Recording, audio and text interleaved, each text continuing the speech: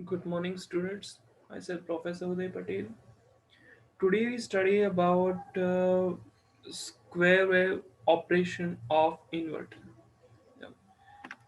Previous lecture के अंदर हमने हाफ वेव और फुल वेव इन्वर्टर के रिगार्डिंग हमने पढ़ा था। उसके वेवफॉर्म यहाँ पे कुछ हमने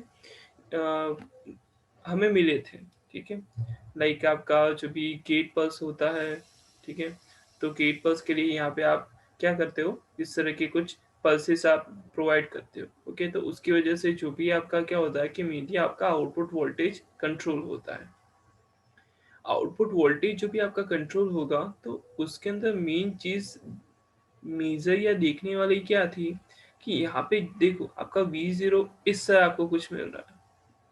ओके, देख सकते हो यहाँ पे। तो ये इनडायरेक्टली किस तरह की वेवफॉर्म है, ये स्क्वायर वेवफॉर्म है। नहीं, जिस तरह पल्सेस यहाँ पे आप प्रोवाइड करते हो, ओके, उसी तरह आपका क्या मिलता है कि कुछ आपको स्क्वायर वेव मिलता है। ओके, तो उसको आप क्या बोल सकते हो, square wave operation of inverter. Particularly अगर आपको ये एग्जाम में पूछा जाता है तो आप क्या कर सकते हो, फुल वेव इन्वर्टर का जो भी मेनली थियरी है वो लिख सकते हो। उसके अंदर आपका ये मेन जो भी आपका स्क्वायर वेव का आउटपुट वेवफॉर्म आपको मिलता है। और अगर आप करंट को वेवफॉर्म को भी कंसिडर करते हो तो भी आपका क्या मिलता है, आपको स्क्वायर वेव वेवफॉर्म ही मिलता है। तो आप क्या बोल सकते हो कि पर्टिकुलरली यहाँ पे आपको जो भी वेवफॉर्म मिल रहा है, तो उसका आप क्या निकाल सकते हो, यहाँ पे इस तरह से आप एसी वेवफॉर्म को ड्रॉ कर सकते हो।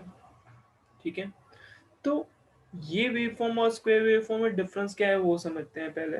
ठीक है ना, ये जो भी आपको दिख रहा है वो साइनोसॉइडल वेवफॉर्म है, ये आपका स्क्वायर वेवफॉर्म है। अब दोनों में डिफरेंस क्या आया वो समझो कि नॉर्मली जो भी आपका साइनोसॉइडल वेवफॉर्म जिस तरह आपको यहाँ पे दिख रहा है, जो आइडियली कंडीशन में होता है, तो उसके अंदर आपको हार्मोनिक कंटेंट क्या मिलते हैं, कम से कम मिलते हैं। अगर आप स्क्वायर वेवफॉर्म की बात करते हो तो स्क्वायर वेवफॉर्म आपको क्यों मिल रहा है, क्योंकि उसके अंदर हार्मोनिक कंटेंट होते हैं। ओके, बट ये हार्मोनिक कंटेंट आए कहाँ से, तो जो आप नॉर्मली फुल वेव रेक्टिफायर में या फुल वेव इन्वर्टर में या किसी भी कन्वर्टर में स्विच यूज करोगे ना, तो उसमें आपके क्या होंगे, ऑलवेज आपके कुछ ना कुछ हार्मोनिक कंटेंट प्रेजेंट रहेंगे, क्योंकि आप स्विचेस यूज कर रहे हो। ओके, हाई स्पीड स्विचिंग या हाई स्विचिंग फ्रीक्वेंसी उसके अंदर होती है, उसकी वजह से आपका क्या होता है कि इमीडिएटली आपके हार्मोनिक कंटेंट प्रोड्यूस होते हैं। अब उसका सॉल्यूशन क्या है कि आपको पर्टिकुलरली क्या करना पड़ेगा, फिल्टर यूज करना पड़ेगा। फिल्टर यूज करते हो तो उसके अंदर आपका क्या आता है कि मेनली बहुत सारे टाइप के फिल्टर होते हैं, low low pass filter, high pass filter, okay, band pass filter, different different type के आपके फिल्टर आपको मिल जाएंगे। लेकिन वो क्या करते हैं कि सिर्फ हाई हार्मोनिक कंटेंट को ही रिमूव करते हैं। But what about low harmonics, okay, तो उसके लिए आपको PWM टेक्निक यूज करना पड़ेगा, pulse width modulation. Pulse width modulation के बारे में थोड़ा सा ही ब्रीफली मैं आपको इतना बता सकता हूँ कि यहाँ पे जो भी आपको ये पल्सेस यहाँ पे प्रोवाइड किए गए हैं ना, ओके, उसको आपको मॉडिफाई करना पड़ेगा, इस तरह मॉडिफाई करना पड़ेगा कि आपको साइनोसॉइडल वेवफॉर्म मिल सके। ओके, सो आपका हार्मोनिक कंटेंट आप इनडायरेक्टली रिमूव कर रहे हो। ओके, तो ये है operation of what, square wave operation of inverter. Okay, ना आपका एक सेकेंड टॉपिक है कि average value of sinusoidal waveform or square waveform. Okay, now first of all we have to know about what is instantaneous value of voltage or current। जब भी आपके पास क्या होता है कि ये इस टाइप का साइनोसॉइडल वेवफॉर्म आपको मिलता है, जहाँ पे आपका 0 to 180 degree half wave positive half cycle होता है, 180 degree to 360 degree negative half cycle होता है। तो उस कंडीशन में आपको ये पॉइंट्स मिलते हैं। Okay, I1 I2 I3 up to IN। Okay, यहाँ पे आपके इंस्टेंट लिखे गए हैं, first instant, second instant, third instant, up to so on. Okay, अब हर एक इंस्टेंट पे आपको कुछ वैल्यू मिलती है which is called as instantaneous value. Okay, अगर आपका मेनली करंट का वेव फॉर्म है तो यहाँ पे जो भी आपकी वैल्यू मिली वो इंस्टेंटेनियस वैल्यू ऑफ करंट मिल रही है।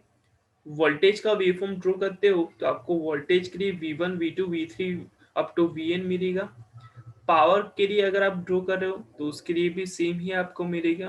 ठीक है, तो डिफरेंट डिफरेंट टाइप्स ऑफ आपके जो भी वेवफॉर्म्स होते हैं उस टाइप से आपको क्या मिलता है कि हर एक इंस्टेंट पे डिफरेंट डिफरेंट वैल्यू मिलती है। क्यों? क्योंकि आपका जो भी साइनसॉइडल वेवफॉर्म होता है वो टाइम के रिस्पेक्ट में वेरी होता जाता है। ठीक है, now if we consider as the different sinusoidal waveform. So यहाँ पे आपका मेन साइनोसॉइडल वेवफॉर्म आपको दिख रहा है, ओके, जिसमें आपका ऑलमोस्ट जीरो हार्मोनिक्स होगा। सेकेंड वेवफॉर्म जो आपने अभी देखा कि स्क्वायर वेवफॉर्म रेड कलर से यहाँ पे डिनोट किया गया है, ओके, तो वहां पे भी आपको हर एक इंस्टेंट पे कुछ ना कुछ वैल्यूज मिलेगी। ओके, एंड जो भी आपको ग्रीन कलर से दिखाई दे रहा है वो आपका क्या है, modified, sorry, modified square waveform, यानी आपने कुछ ना कुछ मॉडिफिकेशन किया है। ओके,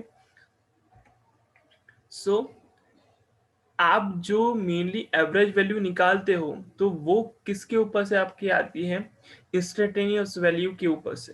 ओके, इंस्टेंटेनियस वैल्यू यानी क्या, ये I1 I2 I3, okay, up to so on. तो आपको एवरेज वैल्यू किस तरह मिल सकती है कि I1 plus I2 plus up to IN divide by N। Okay, अगर आपके 5 होते हैं तो I1 plus I2 plus I3 plus I4 plus I5 divide by 5, तो आपको एवरेज वैल्यू मिलेगी। सो यहाँ पे आप क्या लिख सकते हो, वोल्टेज के लिए ये इक्वेशन लिख सकते हो।